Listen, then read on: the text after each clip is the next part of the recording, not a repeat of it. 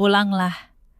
Kemas barangmu. Kamu hanya punya waktu 24 jam. Itu bisikan ibu kandung saya sendiri saat menyelipkan sebuah amplop ke telapak tangan saya. Tepat di depan suami saya. Saya tidak mengerti apa-apa. Sampai malam itu saya membukanya sendirian. Di dalamnya bukan uang. Di dalamnya ada secari kertas dengan tulisan tangan ayah saya yang sudah meninggal 3 tahun lalu. Dan tulisan itu mengubah segalanya. Halo sahabat.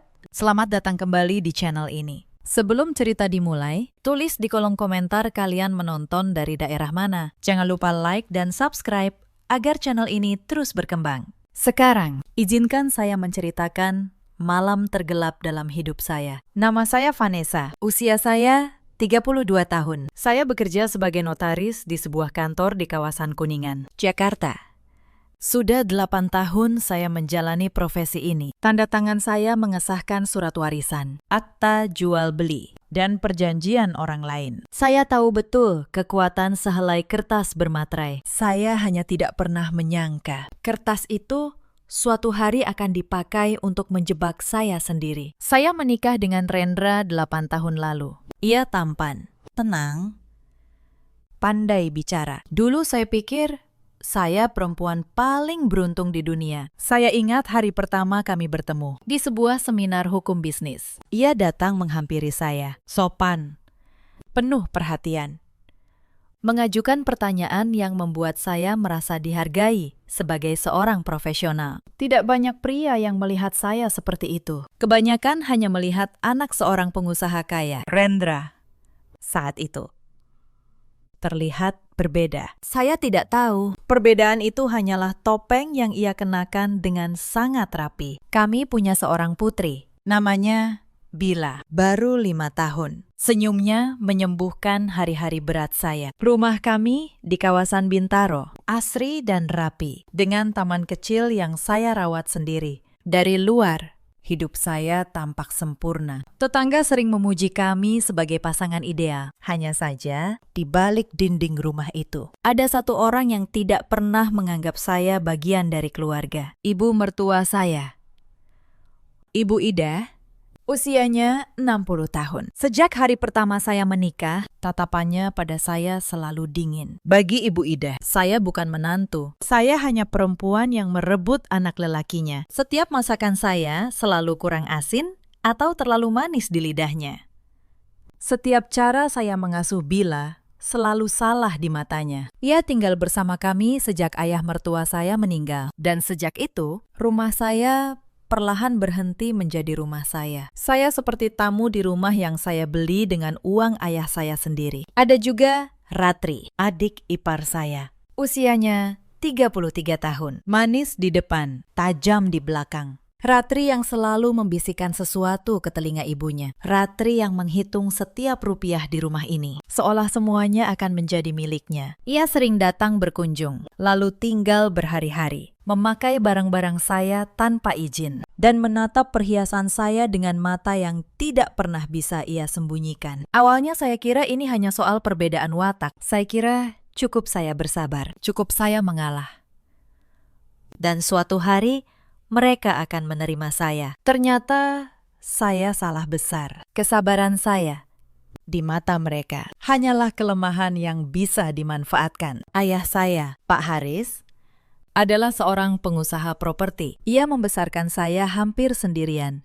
Setelah ia dan ibu saya berpisah ketika saya kecil. Ayah keras, tapi cerdas. Dan ia mencintai saya melebihi apapun. Ia yang mengajari saya membaca kontrak sejak saya remaja. Ia yang berkata, "Wen, di dunia ini, orang bisa berbohong dengan mulut, tapi sulit berbohong dengan kertas bermaterai. Belajarlah membaca kertas, maka kamu tidak akan mudah ditipu." Saya tidak pernah tahu. Kelak nasihat itulah yang akan menyelamatkan hidup saya. 3 tahun lalu, ayah meninggal karena serangan jantung. Mendadak, tanpa sempat berpamitan. Pagi itu, ia masih menelpon saya, menanyakan kabar Bila. Sore itu, Ia sudah tiada. Saya kehilangan satu-satunya orang yang benar-benar berdiri di pihak saya. Di pemakaman, saya menangis sampai tidak bisa berdiri. Dan di tengah kesedihan itu, saya tidak menyadari ada mata-mata yang justru sedang berbinar, melihat kepergian ayah sebagai pintu yang akhirnya terbuka. Yang aneh,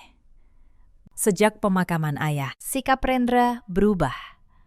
Ia jadi lebih perhatian, terlalu perhatian. Ia mulai bertanya tentang harta ayah, tentang surat-surat, tentang rekening, tentang apakah ayah punya simpanan yang tidak saya ketahui. Saya pikir ia hanya ingin membantu saya mengurus warisan. Saya yang sedang berduka, bahkan bersyukur punya suami yang begitu peduli. Saya menyandarkan kepala di bahunya dan mengira saya sedang dipeluk, padahal saya sedang ditimbang. Seperti orang menimbang emas sebelum membelinya. Padahal ada satu hal yang tidak saya ketahui. Saya tidak pernah tahu di mana ayah menyimpan harta sebenarnya. Saat itu saya hanya menerima rumah Bintaro dan sedikit tabungan. Saya kira hanya itu yang ayah tinggalkan. Saya tidak tahu di suatu tempat ada sesuatu yang jauh lebih besar. Dan saya tidak tahu. Ada orang yang sudah mengincarnya jauh sebelum saya menyadarinya. Malam itu,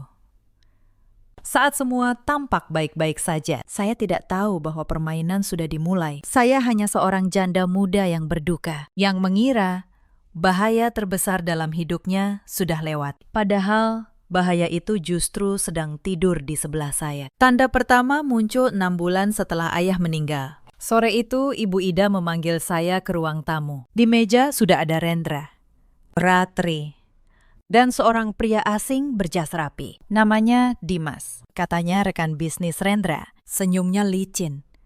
Matanya menghitung saya seperti orang menghitung angka. Vanessa, kata Ibu Ida pelan, Rendra sedang butuh modal untuk usaha baru. Kebetulan, harta peninggalan ayahmu kan tidak terurus. Sayang kalau hanya diam. Saya menatap Rendra. Ia tidak menatap saya balik. Modal berapa, Bu? Tanya saya. 2 miliar, jawab Dimas.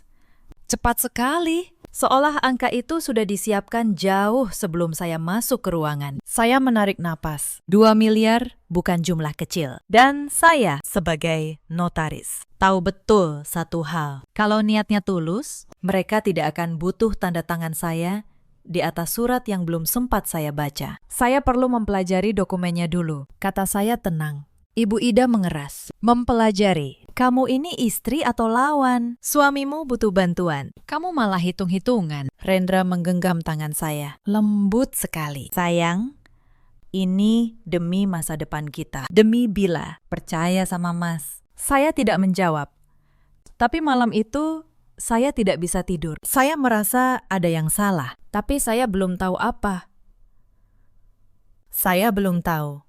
Ini baru permulaan dari sebuah rencana yang sudah disusun rapi. Beberapa hari kemudian, satu persatu hal aneh mulai terjadi. Pertama, kartu ATM saya tiba-tiba diblokir. Saya datang ke bank dan petugas berkata, ada permintaan pemblokiran dari pemegang kartu tambahan. Pemegang kartu tambahan itu Rendra. Saya menelpon Rendra. Ia bilang itu hanya kekeliruan sistem. Tapi matanya saat ia berkata begitu di rumah tidak pernah lepas dari layar ponselnya. Sejak hari itu, setiap rupiah yang saya pegang harus melewati tangannya. Kedua, telepon genggam saya mulai bermasalah. Pesan masuk terlambat. Beberapa email penting dari kantor tidak pernah sampai. Saya kira hanya gangguan jaringan biasa. Saya tidak tahu ada tangan yang sengaja memutus saya dari dunia luar. Sedikit demi sedikit, saya dijadikan tuli dan buta di rumah saya sendiri. Ketiga, Ibu Ida mulai mengatur segalanya. Ia memutuskan siapa yang boleh berkunjung. Ia memeriksa siapa yang menelepon saya. Bahkan saat saya hendak menjemput Bila dari sekolah, Ratri selalu menawarkan diri lebih dulu. Biar aku saja. Mbak, kamu kan capek, katanya manis. Tapi setiap kali, saya merasa anak saya perlahan dijauhkan dari pelukan saya. Itu yang paling menyakitkan. Mereka tahu, Bila adalah titik terlemah saya. Keempat, Mereka mulai menyentuh harga diri saya di depan orang. Suatu kali, saat ada tamu keluarga besar Rendra, Ibu Ida berkata di hadapan semua orang bahwa saya istri yang tidak becus mengurus rumah, bahwa saya terlalu sibuk dengan pekerjaan, bahwa Rendra menderita karena saya. Semua orang menatap saya, dan Rendra, suami saya, hanya tersenyum. Tidak membela saya sedikit pun. Saya menelan malu itu bulat-bulat. Saya kira kalau saya diam, badai akan reda. Puncaknya terjadi di sebuah acara arisan keluarga besar di hadapan puluhan kerabat. Ibu Ida sengaja membuat panggung. Ia berkata dengan suara yang dibuat sedih bahwa ia khawatir pada kondisi mental saya, bahwa akhir-akhir ini saya sering mengamuk, lupa diri, dan berbicara sendiri. Semuanya bohong, tapi ia mengatakannya dengan begitu meyakinkan, sampai beberapa kerabat menatap saya dengan iba, dan sebagian lagi dengan curiga. Ratri menimpali. Iya, kasihan Mas Rendra, sabar sekali menghadapi istri seperti itu. Saya duduk di sana, dipermalukan di depan banyak orang, tanpa bisa membela diri. Karena semakin saya membantah, semakin saya terlihat seperti orang yang persis mereka gambarkan. Saat itu saya belum sadar, ini bukan sekedar penghinaan. Ini adalah persiapan. Mereka sedang membangun reputasi palsu, agar saat saya benar-benar dimasukkan ke rumah sakit jiwa nanti, semua orang akan percaya. Mereka menanam kesaksian jauh sebelum kejahatannya dilakukan. Kelima, uang belanja rumah dipotong terus. Padahal saya tahu gaji Rendra utuh, malah bertambah. Dari usaha baru yang tidak pernah jelas bentuknya. Saya mulai bertanya-tanya, kemana uang itu pergi? Tapi setiap kali saya bertanya, jawabannya selalu sama. Jangan ikut campur urusan laki-laki. Vanessa, saya mencoba bicara dengan Rendra. Suatu malam, di kamar, saya memberanikan diri. Mas, aku merasa ada yang berubah di rumah ini. Aku merasa diawasi terus. Rendra menutup laptopnya pelan. Ia tersenyum.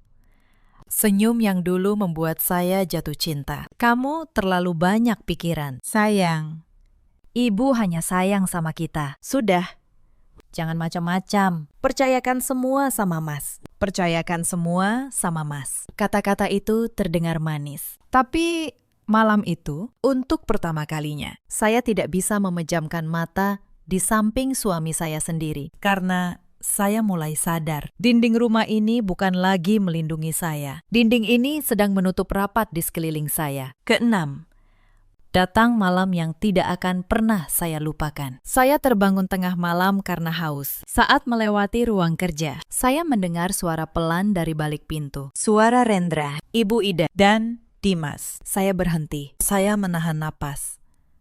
Dan saya mendengar potongan kalimat yang membuat tubuh saya membeku. Sekali dia tanda tangan. Kita urus surat dokternya. Setelah itu, dia masuk. Kita yang pegang semua. Itu suara Dimas. Anaknya bagaimana?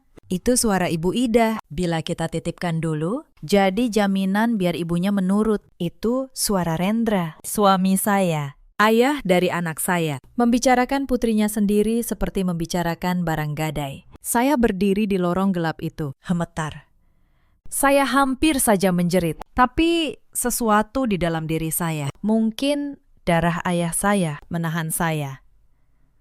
Diamite, kata batin saya, diam dan dengarkan. Karena untuk pertama kalinya, saya tahu persis apa yang sedang saya hadapi. Bukan keluarga yang sulit, tapi komplotan yang ingin menghancurkan saya. Malam itu, saya kembali ke kamar dengan langkah pelan. Saya berbaring di samping Rendra yang pura-pura tidur, atau mungkin benar-benar tidur dengan tenang setelah merencanakan kehancuran istrinya. Saya menatap langit-langit sampai pagi, dan di sanalah dalam gelap saya berhenti menjadi korban. Saya mulai berpikir seperti notaris. Apa yang mereka butuhkan dari saya? Tanda tangan. Apa yang bisa menyelamatkan saya? Bukti. Saya hanya perlu lebih sabar dari mereka dan lebih pintar. Esok harinya, jaring itu dirapatkan lagi. Pagi-pagi, atasan saya di kantor menelpon. Suaranya bingung. Katanya, ada surat pengunduran diri atas nama saya yang dikirim ke kantor, lengkap dengan tanda tangan yang mirip sekali dengan tanda tangan saya. Saya terkejut. Saya tidak pernah membuat surat itu. Saya langsung tahu. Ini ulah mereka. Mereka ingin memutus saya dari satu-satunya tempat di mana saya masih punya nama, punya kuasa, punya rekan yang menghormati saya. Saya minta atasan saya menahan surat itu dulu. Jangan diproses. Untungnya, ia mengenal saya bertahun-tahun dan ia percaya pada saya. Tapi di rumah, Rendra sudah menyiapkan ceritanya. Sayang, kamu terlalu capek bekerja. Ibu juga bilang, lebih baik kamu di rumah saja. Urus Bila, biar Mas yang cari nafkah. Senyumnya manis. Tapi saya tahu, ini bukan soal Bila. Ini soal menjadikan saya perempuan tanpa penghasilan, tanpa tempat berlindung, tanpa siapapun di luar yang bisa saya mintai tolong. Tahap demi tahap, mereka mengurung saya. Lalu datang insiden yang membuat saya benar-benar takut. Suatu sore, Bila demam tinggi. Saya panik. Ingin membawanya ke dokter, tapi Ibu Ida menghalangi. Tidak usah ke dokter, cukup dikompres. Buang-buang uang saja. Ratri menahan tangan saya saat saya hendak menggendong Bila. Saya tidak mengerti mengapa mereka begitu keras kepala soal hal sederhana. Sampai akhirnya, diam-diam saya membawa Bila ke klinik sendiri saat mereka lengah. Dan dokter berkata, demam itu efek dari obat yang tidak seharusnya diberikan pada anak. Seseorang sudah memberi Bila obat tidur agar ia anteng, agar ia mudah dipindahkan tanpa rewel. Mereka membius anak saya. Hari itu, untuk pertama kalinya, saya benar-benar membayangkan untuk melawan, bukan sekedar bertahan. Ada satu orang di rumah itu yang diam-diam berpihak pada saya. Mbak Asih, pembantu yang sudah lama bekerja di keluarga itu. Suatu pagi, saat mencuci piring, ia berbisik tanpa menoleh. Bu Vanessa, hati-hati. Saya sering dengar mereka bicara malam-malam. Mereka mau ambil semua punya ibu. Simpan baik-baik kalau ada surat penting. Saya menahan air mata. Di tengah para serigala, masih ada satu manusia. Mbak Asih kelak akan menjadi saksi yang berani. Tapi saat itu, bisikannya saja sudah memberi saya kekuatan untuk tidak menyerah. Malam-malam berikutnya, saya semakin waspada. Saya perhatikan teh hangat yang selalu Ratri buatkan untuk saya sebelum tidur. Rasanya sedikit pahit. Saya pura-pura meminumnya, lalu diam-diam membuangnya ke wastafel. Karena saya curiga, mereka mulai membuat saya tidur lebih nyenyak dari seharusnya, agar saya tidak mendengar apa yang mereka rencanakan. Sejak malam itu, saya tidak pernah lagi menyentuh apapun yang mereka berikan. Saya harus tetap sadar, saya harus tetap waspada, karena saya tahu momen penentuan sudah semakin dekat. Mereka juga mulai memutus saya dari ibu kandung saya, Ibu Santi. Selama ini, hubungan kami memang tidak terlalu dekat, karena ia dan ayah berpisah saat saya kecil. Tapi setelah ayah meninggal, Ibu Santi berkali-kali mencoba menghubungi saya, ingin memperbaiki hubungan. Setiap kali ia menelpon Rendra atau Ibu Ida, selalu menemukan alasan agar saya tidak bisa menemuinya. Untuk apa dekat-dekat dia? Dulu dia meninggalkanmu, kata Ibu Ida. Mereka tidak ingin saya punya sekutu di luar rumah. Mereka tidak tahu, justru ibu yang dulu jauh itulah yang kelak akan menyelipkan amplop penyelamat ke tangan saya. Suatu hari, Ibu Santi nekat datang ke rumah. Ibu Ida menyambutnya dengan dingin, hampir mengusirnya. Tapi di tengah keributan kecil itu, di depan Rendra yang berdiri menjaga, Ibu Santi sempat memeluk saya. Dan di telinga saya, ia berbisik pelan dengan suara bergetar sambil menyelipkan amplop tipis ke tangan saya. Pulanglah, nak. Kemas barangmu. Kamu hanya punya waktu 24 jam. Ibu tahu semuanya. Pak Burhan sudah cerita. Percaya pada ibu sekali ini saja. Lalu, ia pergi. Secepat ia datang. Sebelum Rendra sempat curiga. Itulah amplop yang saya buka malam itu, sendirian. Di dalamnya, ada secari kertas dengan tulisan tangan ayah saya. Sebuah pesan singkat yang dulu ia titipkan pada Ibu Santi. Dan sebuah nomor telepon. Nomor Pak Burhan. Di kertas itu, ayah menulis, kalau kamu sudah terdesak, Hubungi orang ini. Dia memegang kunci segalanya. Saya menatap tulisan tangan ayah itu lama sekali. Dan untuk pertama kalinya, saya merasa tidak sendirian. Ibu Santi, ibu yang dulu saya kira meninggalkan saya, ternyata diam-diam telah menjadi penjaga terakhir saya. Bersama Pak Burhan. Mereka berdua sudah lama mengatur jalan keluar untuk saya. Menunggu saat yang tepat. Lalu, seolah langit benar-benar mendengar, semuanya mulai bergerak. Keesokan paginya, saya menghubungi nomor itu diam-diam. Dan tak lama, Pak Burhan mengirim pesan singkat ke nomor kantor saya. Bukan nomor pribadi. Ia tahu nomor pribadi saya tidak aman. Isinya hanya satu kalimat. Vanessa, ayahmu menitipkan sesuatu pada Bapak. Temui Bapak segera. Dan jangan beritahu siapapun. Pak Burhan. Saya samar mengingatnya. Ia notaris senior, sahabat lama ayah saya. Dada saya berdebar. Untuk pertama kalinya dalam berbulan-bulan, ada secercah cahaya. Tapi saya tahu, saya harus sangat berhati-hati. Karena di rumah itu, setiap langkah saya diawasi. Saya menunggu kesempatan. 3 hari kemudian, Rendra dan Ibu Ida pergi menghadiri sebuah acara. Hanya sebentar, saya pamit ke kantor. Tapi saya tidak ke kantor. Saya menemui Pak Burhan di sebuah rumah sederhana di pinggir kota. Dengan beberapa kali berganti taksi, agar tidak ada yang bisa membuntuti. Pria tua itu menyambut saya dengan mata berkaca. Kamu mirip sekali dengan ayahmu, katanya. Lalu, wajahnya berubah serius. Vanessa, ayahmu datang ke Bapak setahun sebelum ia meninggal. Ia ketakutan. Ia bilang, kalau sampai ia tiada, kamu akan dikelilingi serigala. Ia menitipkan ini dan berpesan agar Bapak hanya menyerahkannya saat keadaanmu sudah benar-benar terdesak. Pak Burhan mengeluarkan sebuah amplop tebal. Di dalamnya ada satu kunci kotak deposit bank, sebuah ponsel sederhana yang masih tersegel, dan secarik surat. Tapi sebelum saya sempat membaca suratnya, ponsel saya berdering. Rendra, kamu di mana, sayang? Ibu cari kamu.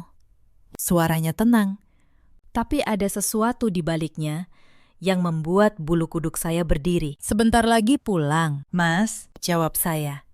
Setenang mungkin. Saya menyembunyikan amplop itu di balik baju. Saya pamit pada Pak Burhan. Kalau saatnya tiba, Nak, hubungi Bapak lewat ponsel itu. Bapak akan siap, bisiknya.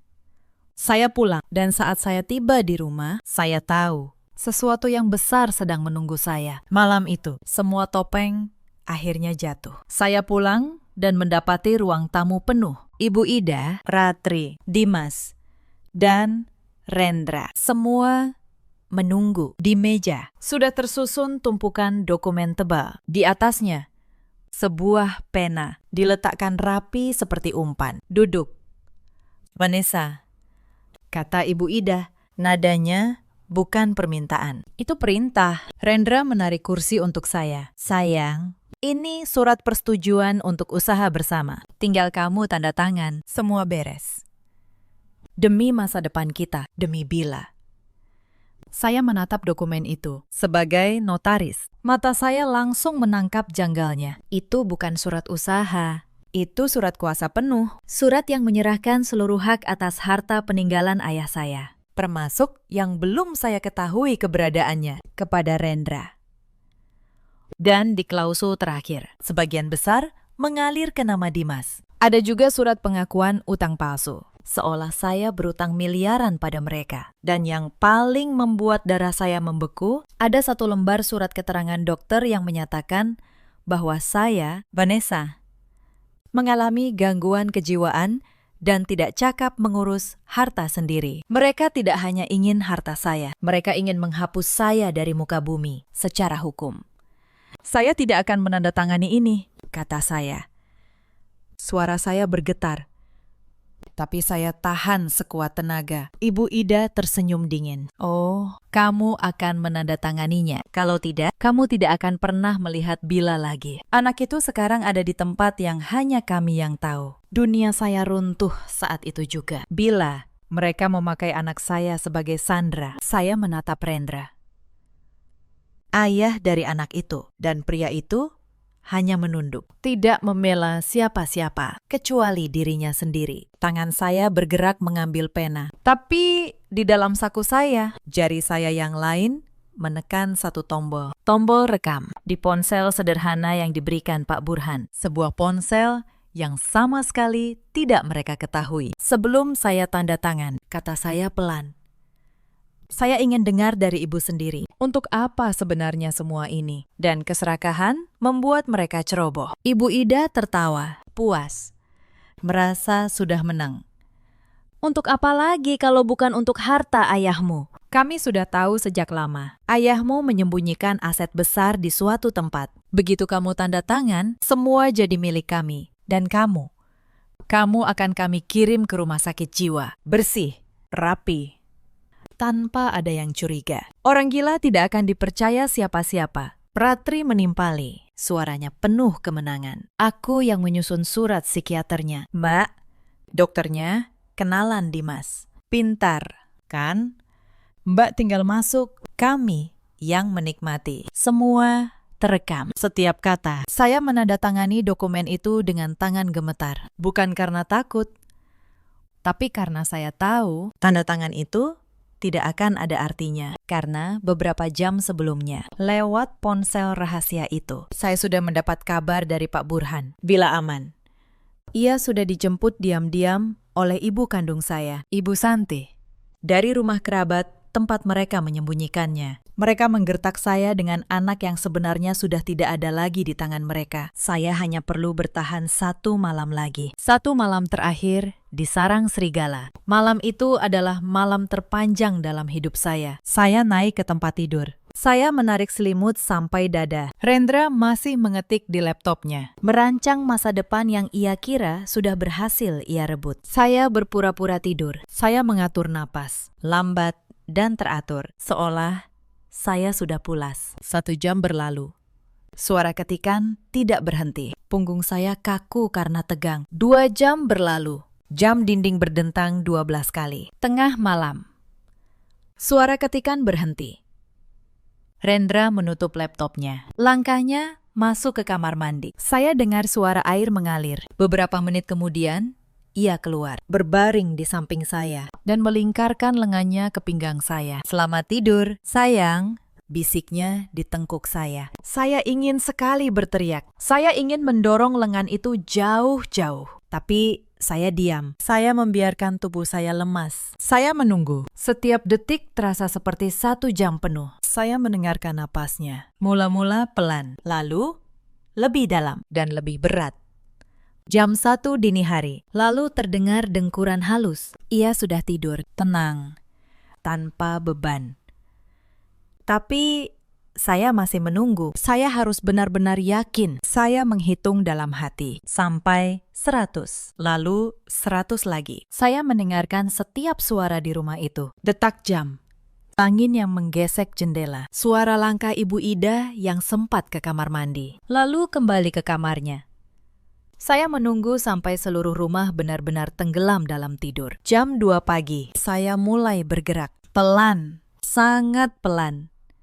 Saya menyingkirkan lengannya dari pinggang saya. Setiap gerakan, saya hitung. Setiap detik, saya tahan napas. Saya turun dari ranjang tanpa suara. Kaki saya menyentuh lantai dingin dengan hati-hati. Takut sedikit pun derit akan membangunkannya. Saya mengambil tas kecil yang sudah saya siapkan dan sembunyikan di balik lemari. Kunci kotak deposit yang sudah saya terima dari Kap Burhan. Ponsel rekaman berisi pengakuan mereka. Dan surat ayah. Saya melewati lorong dengan langkah seperti pencuri di rumah saya sendiri. Saya membuka pintu kamar Bila yang kosong, mengambil boneka kesayangannya, lalu menutupnya kembali. Di ruang tamu, saya hampir tersandung meja. Jantung saya berhenti sesaat. Tapi tidak ada yang terbangun. Saya membuka kunci pintu depan, perlahan. Sedikit demi sedikit. Sampai akhirnya, udara malam yang sejuk menyentuh wajah saya. Di ambang pintu, saya menoleh sekali ke arah belakang, ke arah pria yang dulu saya cintai. Dulu, saya rela melakukan apa saja untuknya. Saya rela meninggalkan karir saya untuknya kalau ia minta. Malam ini, saya hanya ingin pergi sejauh mungkin dan tidak pernah kembali. Lalu, Saya melangkah keluar dan menutup pintu itu di belakang saya untuk selamanya. Di depan rumah, agak jauh dari pagar, sebuah mobil tua sudah menunggu dengan lampu padam. Pak Burhan di balik kemudi dan di kursi belakang.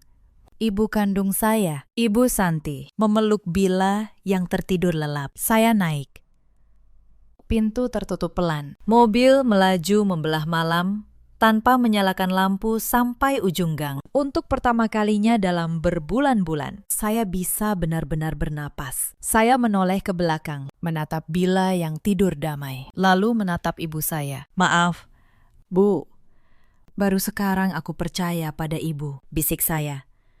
Ibu Santi hanya menggenggam tangan saya erat. Air mata mengalir di pipinya. Itu sudah cukup. Tidak ada kata yang perlu diucapkan lagi. Di rumah sederhana Pak Burhan. Akhirnya, saya membaca surat ayah saya sampai habis. Putriku tercinta, Vanessa. Jika kamu membaca surat ini, berarti ketakutan terbesar ayah telah terjadi. Ayah tahu ada orang-orang di sekitarmu yang hanya menginginkan harta, bukan dirimu. Karena itu, ayah tidak pernah menaruh segalanya di tempat yang mudah dijangkau. Di kotak deposit bank ini, ada semua yang kamu butuhkan. Surat kepemilikan aset yang sebenarnya, bukti-bukti, dan satu hal lagi yang akan menjaga dirimu. Percayalah pada Pak Burhan. Tapi yang terpenting, percayalah pada dirimu sendiri. Kamu jauh lebih kuat dari yang kamu kira. Bangkitlah. Nak, ayah, air mata saya jatuh. Tapi kali ini bukan air mata kehancuran. Itu air mata seseorang yang baru saja menemukan kembali pijakannya. Ayah saya, bahkan dari dalam kubur, masih melindungi saya. Pagi-pagi sekali, pukul 8. Saat bank baru saja buka, saya dan Pak Burhan tiba di sana. Saya memakai pakaian sederhana pinjaman, dengan wajah yang nyaris tak dikenali. Jantung saya berdebar di setiap lampu merah. Takut mobil Rendra tiba-tiba muncul di samping kami. Tapi tidak ada. Mereka pasti masih tidur. Masih mengira saya terkurung di kamar. Petugas bank mengantar kami ke ruang brankas di lantai bawah. Saya menyerahkan kunci. Sebuah kotak logam ditarik keluar dan diletakkan di atas meja. Saya membuka tutupnya dengan tangan gemetar. Isinya penuh sesak. Tumpukan dokumen yang diikat rapi, beberapa flash disk, dan di lapisan paling bawah, sertifikat-sertifikat tanah, saham, dan rekening atas nama saya, yang nilainya bukan 2 miliar, melainkan puluhan kali lipat dari itu. Ayah saya tidak meninggalkan saya dalam keadaan miskin. Ayah saya meninggalkan saya dalam keadaan bersenjata lengkap. Saya mencolokkan salah satu flash disk ke laptop Pak Burhan. Isinya membuat saya terdiam lama. Di sana ada rekaman, catatan, dan dokumen yang dikumpulkan ayah saya selama setahun terakhir hidupnya. Ternyata ayah sudah lama mencurigai Rendra. Ayah diam-diam menyelidiki suami saya sendiri. Dan apa yang ia temukan jauh lebih busuk dari yang pernah saya bayangkan. Ada foto-foto Rendra bertemu Dimas di tempat-tempat yang tidak pernah ia ceritakan pada saya. Ada catatan rekening yang menunjukkan aliran uang dari beberapa nama perempuan yang tidak saya kenal. Ada salinan akta nikah lama atas nama Rendra dengan perempuan lain di kota lain. Bertahun-tahun sebelum ia menikahi saya. Pernikahan yang tidak pernah ia sebut. Saya menatap layar itu dengan tangan dingin. Selama ini, saya tidur di samping orang yang sama sekali tidak saya kenal. Rendra dan Dimas bukan sekedar pasangan pencari harta. Mereka adalah komplotan. Sudah beberapa kali mereka melakukan hal yang persis sama. Menikahi perempuan berharta tanpa ayah yang melindungi. Mengisolasinya pelan-pelan, memalsukan surat keterangan jiwa, lalu menguras semuanya dan membuang sang istri seperti sampah. Dimas yang mengatur dokter palsu dan jaringan hukumnya. Rendra yang memerankan suami penyayang dengan sempurna. Dan Ibu Ida, ibu kandung Rendra, yang menjadi sutradara di balik semuanya. Saya bukan korban pertama. Saya hanya ditakdirkan untuk menjadi korban terakhir. Di flash disk terakhir, ada pesan video pendek dari ayah saya. Wajahnya lelah, lebih tua dari yang saya ingat. Van, kalau kamu lihat ini, maafkan ayah. Karena tidak sempat memperingatkanmu langsung. Ayah takut kalau ayah bicara. Mereka akan mempercepat rencananya. Jadi, Ayah siapkan semua ini diam-diam. Gunakan dengan kepala dingin, jangan dengan amarah. Kalahkan mereka dengan kebenaran, bukan dengan kebencian. Ayah percaya padamu. Saya menutup mata, lalu saya membukanya kembali. Dan saat itu, air mata saya sudah berganti menjadi tekad. Saya menatap Pak Burhan. Pakistan, ini bukan lagi soal harta. Ini soal kejahatan yang harus dihentikan. Pak Burhan mengangguk. Lalu, apa rencanamu, Nak? Saya menarik napas panjang. Tangan saya yang semalam gemetar, kini diam. Tenang, saya akan memberi mereka apa yang mereka cari. Tapi tidak dengan cara yang mereka kira. Hari itu juga saya bekerja, bukan menangis, bukan bersembunyi. Saya bekerja seperti yang ayah ajarkan. Saya menyalin semua bukti. Rekaman pengakuan Ibu Ida dan Ratri malam itu. Dokumen warisan dari ayah. Surat keterangan jiwa palsu yang nyaris menghancurkan saya. Catatan tentang korban-korban sebelumnya. Saya menyusun semuanya menjadi satu berkas rapi. Layaknya saya menyusun sebuah akta. Karena inilah keahlian saya. Inilah senjata saya. Mereka mengira kelemahan saya adalah tanda tangan. Padahal, justru disitulah letak kekuatan saya. Lalu saya menghubungi seorang teman lama dari Fakultas Hukum, yang kini menjadi seorang jaksa. Saya juga menghubungi seorang penyidik kepolisian yang dulu pernah ayah saya bantu di masa sulitnya. Saya menyerahkan salinan berkas itu. Bukan untuk balas dendam yang membabi buta, tapi untuk keadilan yang sah. Hitam di atas putih. Sementara itu, saya tahu Rendra dan Ibu Ida akan segera panik. Saat mereka bangun dan mendapati saya hilang, mereka akan mencari saya kemana-mana. Dan saya sudah menyiapkan tempat di mana mereka justru akan menemukan diri mereka sendiri terperangkap. Saya mengirim satu pesan ke ponsel Rendra dari nomor yang tidak ia kenal. Isinya singkat. Aku ada di rumah ibuku. Bawa semua dokumen kalau mau bicara baik-baik. Kalau tidak, semuanya aku serahkan ke polisi. Saya tahu mereka tidak akan datang baik-baik. Saya tahu keserakahan dan kemarahan akan membutakan mata mereka. Saya memasang beberapa kamera kecil tersembunyi di rumah ibu saya. Lalu, saya menunggu bersama Pak Burhan, 2 penyidik berpakaian preman, dan jaksa teman saya. Semua bersembunyi rapat di ruang sebelah. Tepat seperti dugaan saya. 1 jam kemudian, sebuah mobil berhenti mendadak di depan gang rumah ibu saya. Pintu terbuka. Rendra dan Ibu Ida melompat keluar. Mereka tidak lagi terlihat seperti menantu dan mertua berkelas. Wajah mereka merah padam oleh amarah. Vanessa, buka pintunya. Rendra menggedor pintu dengan brutal. Aku tahu kamu di dalam. Keluar. Tidak ada jawaban. Rumah itu sengaja saya buat tampak kosong dan gelap. Persetan dengan pintu, teriak Ibu Ida. Suaranya melengking panik. Dobrak saja. Dengan kemarahan yang membabi buta, Rendra mengambil ancang-ancang dan menendang pintu. Sekali, 2 kali. Pintu kayu sederhana itu terlepas dari engselnya. Mereka menerobos masuk ke ruang tamu yang remang-remang. Mata mereka liar mencari saya, tanpa menyadari betapa sunyinya rumah itu. Vanessa, keluar kamu, teriak Rendra. Menendang meja kopi hingga terbalik. Vas bunga di atasnya pecah berantakan. Lalu, dalam 1 detik, lampu menyala. Terang benderang. Saya berdiri di tangga, tenang, dengan ponsel di tangan. Di sebelah saya, jaksa dan 2 penyidik. Pak Burhan duduk di kursi, jarinya menekan tombol di laptop. Dan dari pengeras suara terdengar jelas, memenuhi seluruh ruangan, suara Ibu Ida sendiri. Untuk apa lagi kalau bukan untuk harta ayahmu? Begitu kamu tanda tangan, semua jadi milik kami. Dan kamu akan kami kirim ke rumah sakit jiwa. Wajah Ibu Ida memucat seketika. Rendra terdiam. Tubuhnya kaku seperti patung. Itu bukan apa-apa. Ibu Ida tergagap. Itu pengakuan, Bu, kata saya. Suara saya tidak lagi bergetar. Pengakuan atas percobaan penipuan, pemalsuan surat dokter, dan rencana mengurung orang sehat di rumah sakit jiwa. Dan itu baru 1 berkas. Saya masih punya yang lain.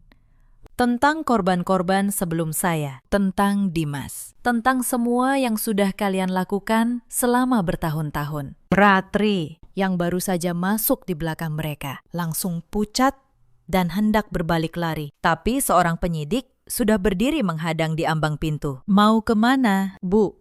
katanya tenang. Ratri terdiam di tempat. Tubuhnya bergetar. Tas mewah yang ia jinjing terjatuh ke lantai. Isinya berserakan, termasuk salinan surat dokter palsu yang baru ia siapkan. Bukti itu pun memungut dirinya sendiri. Dimas, yang ternyata menunggu di dalam mobil di luar, mencoba kabur saat melihat keributan. Tapi di ujung gang sudah ada mobil polisi lain yang menghadang. Ia tertangkap sebelum sempat menyalakan mesin. Satu persatu, simpul jaring yang dulu mereka pasang untuk saya, kini menjerat leher mereka sendiri. Saudara Rendra, Saudari Ida, Saudari Ratri, kata jaksa teman saya dengan tenang dan tegas. Kalian ditahan atas dugaan penipuan, pemalsuan dokumen, dan percobaan perampasan kebebasan. Segala yang sudah kalian ucapkan akan menjadi barang bukti. Rendra menatap saya. Untuk pertama kalinya, topeng tampannya hancur total. Vanessa, sayang, ini salah paham. Aku mencintaimu. Demi Bila, jangan pernah sebut nama anak saya. Potong saya. Dingin. Tegas. Kamu memakai dia sebagai jaminan. Kamu kehilangan hak menyebut namanya sejak malam itu. Ibu Ida masih mencoba melawan, menuding saya dengan jari gemetar. Kamu durhaka, kamu menjebak keluargamu sendiri. Saya menatapnya lurus. Keluarga. Keluarga tidak menukar menantunya dengan kamar di rumah sakit jiwa. Bu, kalian bukan keluarga saya. Kalian hanya orang asing yang kebetulan tinggal di rumah saya terlalu lama. Mereka digiring keluar satu persatu. Tetangga mulai berkumpul, menyaksikan menantu yang dulu mereka kira lemah dan penurut, kini berdiri tegak di puncak tangga. Saya tidak merasa menang, saya hanya merasa akhirnya.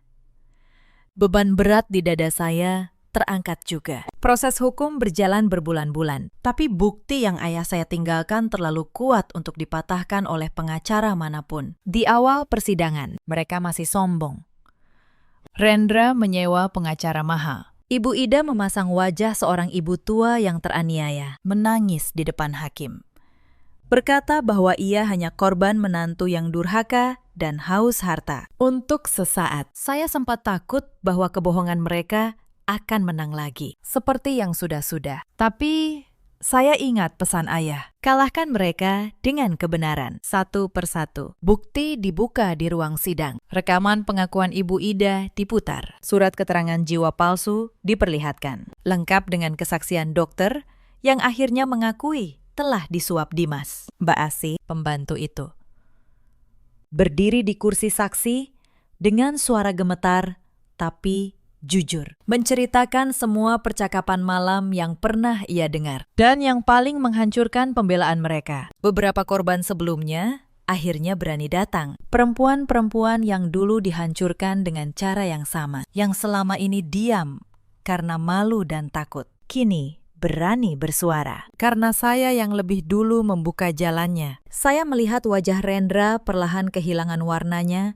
Seiring satu persatu korbannya bersaksi. Saya melihat Ibu Ida berhenti menangis karena tidak ada lagi gunanya berpura-pura. Keserakahan yang dulu membuat mereka merasa tak terkalahkan, kini menjadi tali yang menjerat leher mereka sendiri. Komplotan itu akhirnya terbongkar seluruhnya. Ternyata Dimas adalah otak dari sebuah sindikat yang sudah menjerat banyak perempuan di berbagai kota. Rendra adalah aktor utamanya. Wajah tampan yang dipakai untuk memikat, dan Ibu Ida, sang ibu, yang seharusnya menjaga anaknya tetap di jalan yang benar, justru menjadi perancang dingin di balik setiap kejahatan. Vonis pun dijatuhkan.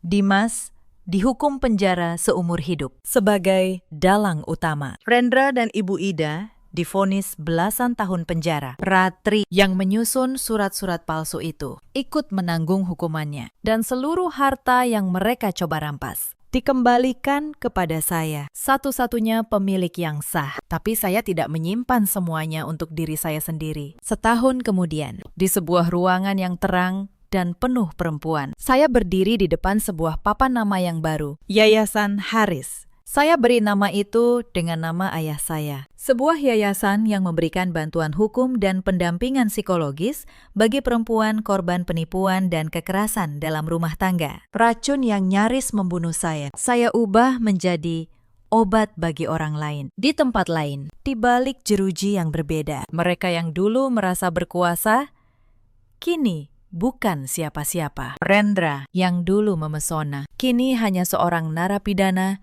dengan tatapan kosong dan amarah yang terpendam, sia-sia. Ibu Ida, yang dulu memerintah dari kursi belakang mobil mewah, kini menjahit seragam penjara dengan tangan yang kapalan. Dan Ratri, yang dulu menghitung setiap rupiah di rumah saya, kini tidak punya apapun lagi untuk dihitung. Bila tumbuh sehat dan ceria, dikelilingi cinta dari saya dan neneknya, Ibu Santi. Ia tidak tahu betapa dekat ia dulu dengan bahaya. Kadang ia bertanya tentang ayahnya. Saya hanya menjawab, ayahnya pergi jauh, dan saya akan selalu ada untuknya. Suatu hari, saat ia cukup dewasa, saya akan menceritakan semuanya tentang bagaimana seorang kakek yang tidak pernah ia temui telah menyelamatkan hidup ibunya, dan bagaimana seorang nenek yang dulu jauh kembali tepat pada waktunya. Tapi untuk sekarang, biarlah ia hanya menjadi anak kecil yang bahagia. Itu saja yang saya inginkan. Hubungan saya dengan Ibu Santi pun perlahan pulih. Bertahun-tahun kami terpisah oleh jarak dan luka lama. Tapi di malam paling gelap dalam hidup saya, justru ia yang mengulurkan tangan. Saya belajar satu hal.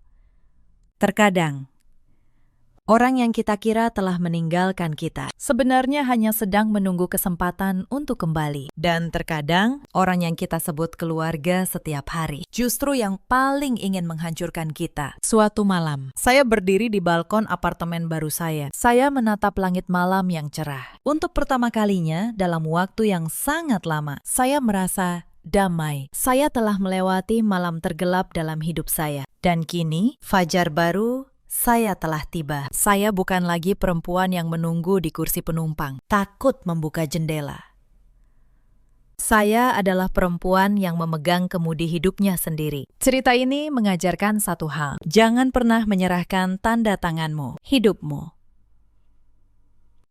atau dirimu pada orang yang menyebut dirinya keluarga, tapi memperlakukanmu seperti mangsa. Dan jangan pernah meremehkan kekuatan seorang perempuan yang sudah tidak punya apapun lagi untuk ditakuti. Karena perempuan yang sudah kehilangan rasa takutnya adalah perempuan yang paling kuat di dunia. Ada banyak perempuan di luar sana yang seperti saya dulu, tersenyum di depan orang, hancur di balik dinding rumah, merasa harus selalu bersabar, harus selalu diam demi satu kata, keluarga.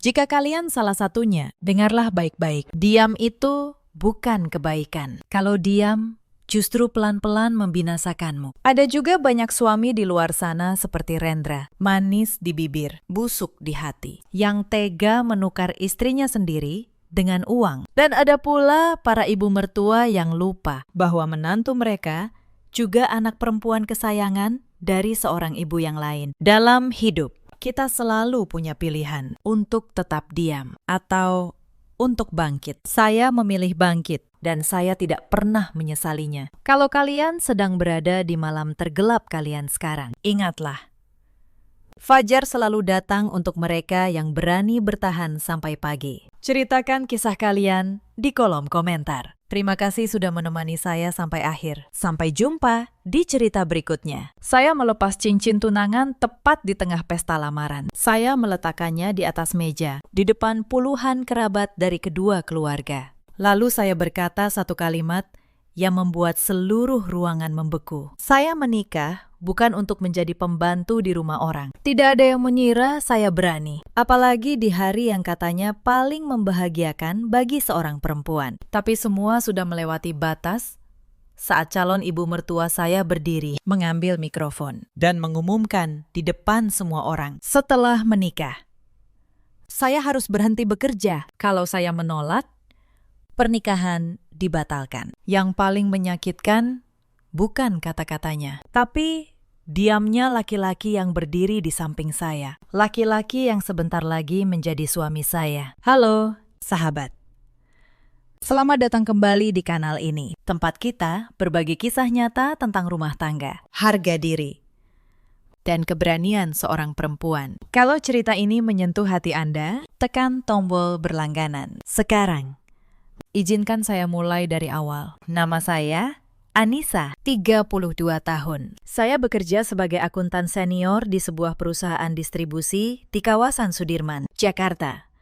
Sudah 8 tahun saya membangun karir ini dari nol. Saya mulai sebagai staf magang yang menghitung nota sampai larut malam. Lalu naik pelan-pelan karena saya tidak pernah membiarkan satu angka pun keliru. Saya tidak pernah merasa pekerjaan adalah beban. Bagi saya, ia adalah tanah tempat saya berdiri. Ia adalah bukti bahwa saya bisa berdiri sendiri tanpa bergantung pada siapapun. Saya tinggal bersama ibu di sebuah apartemen kecil di Tebet. Apartemen sewa, 2 kamar.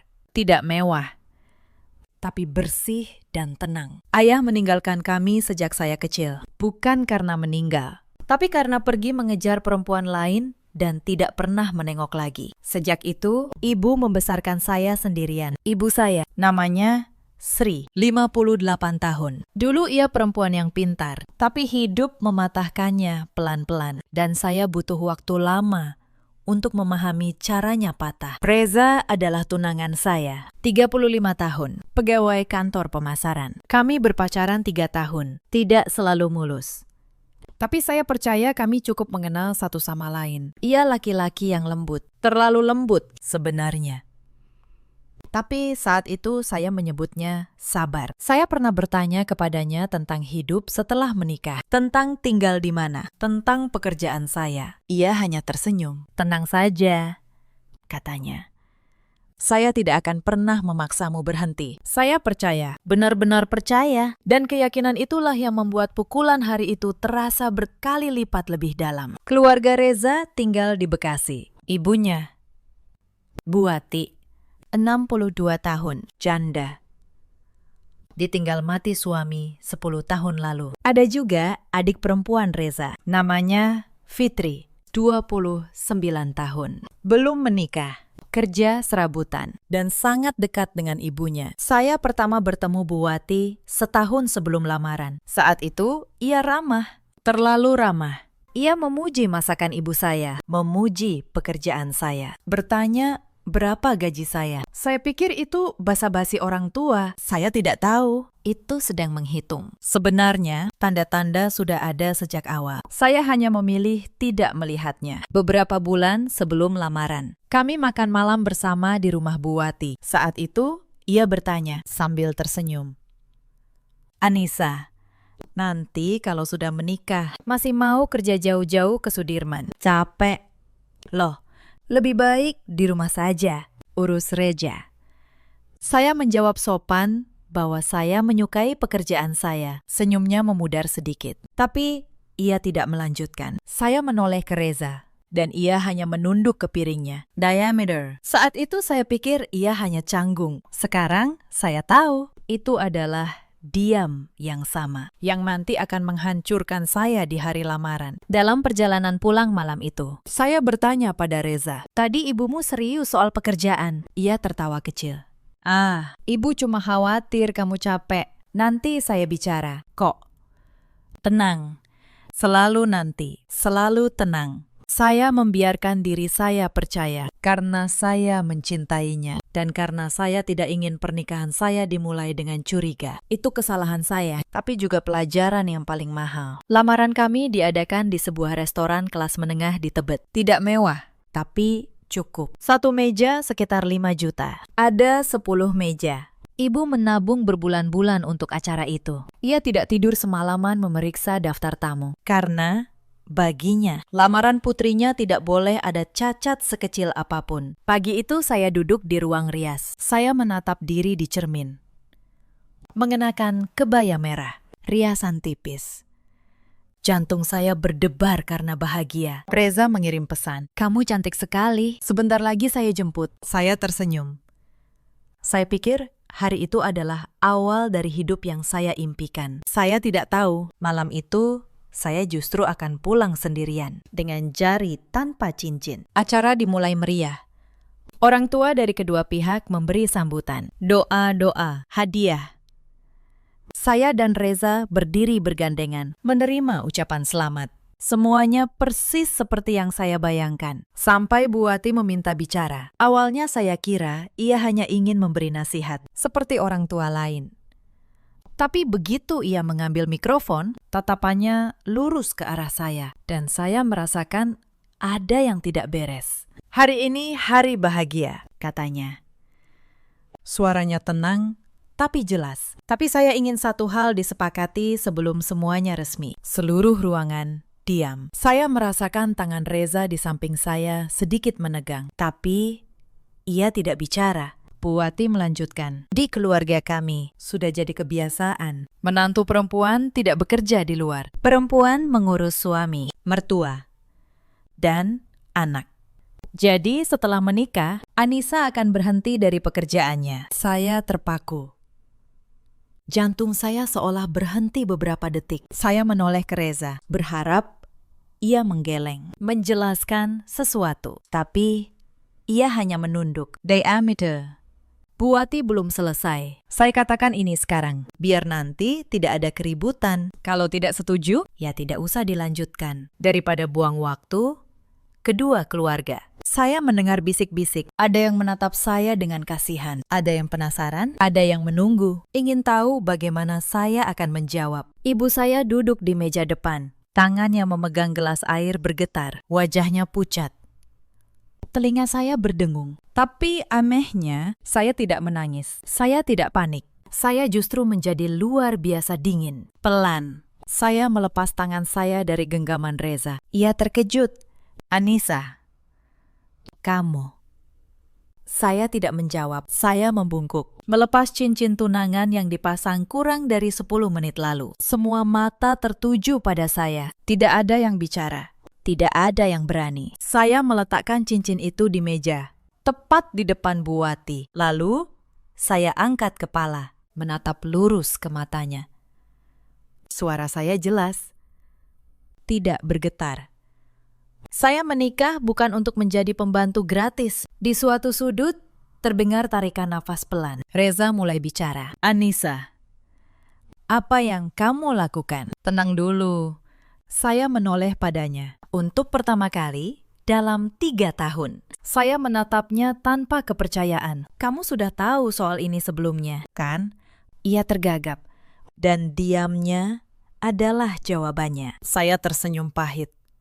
Apa yang kamu janjikan pada saya? Ia menjawab pelan. Saya berencana bicara dengan ibu nanti. Nanti saat saya sudah berhenti kerja. Saat saya sudah tidak punya jalan pulang. Bu Wati mulai naik suaranya. Saya bicara begini karena saya ingin yang terbaik. Perempuan zaman sekarang sibuk kerja. Tidak ada waktu untuk suami. Saya menatapnya lagi. Di tatapan saya sudah tidak ada lagi rasa hormat. Kalau begitu, saya juga bicara terus terang. Saya tidak mau masuk ke keluarga yang menganggap menantu sebagai pelayan. Beberapa tamu tua mulai berbisik. Anak muda kurang ajar. Tapi saya tidak peduli. Saya turun, berjalan lurus ke arah ibu. Ia berdiri, memegang tangan saya. Matanya berkaca.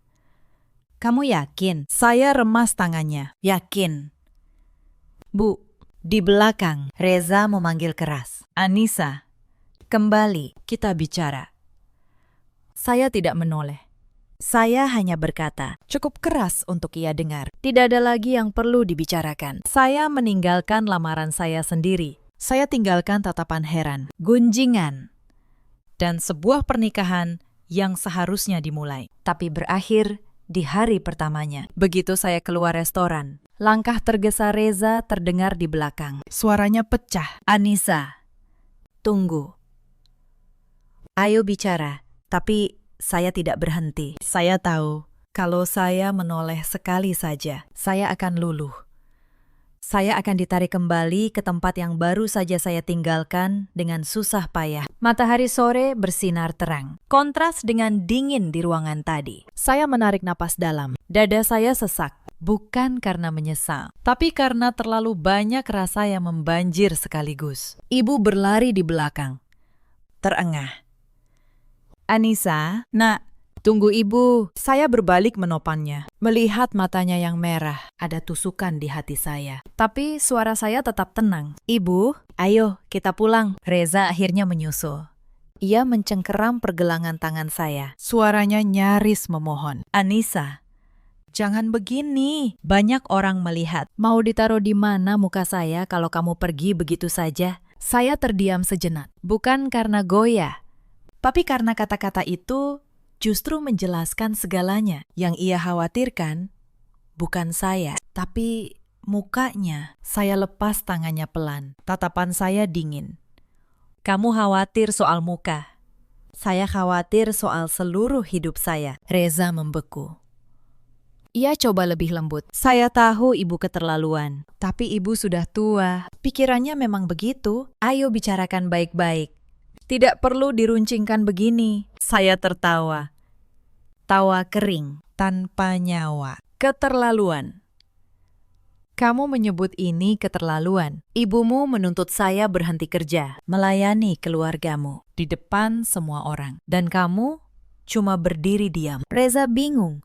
Saya akan bicara dengan ibu nanti. Lagi-lagi, nanti. Saya menatap matanya.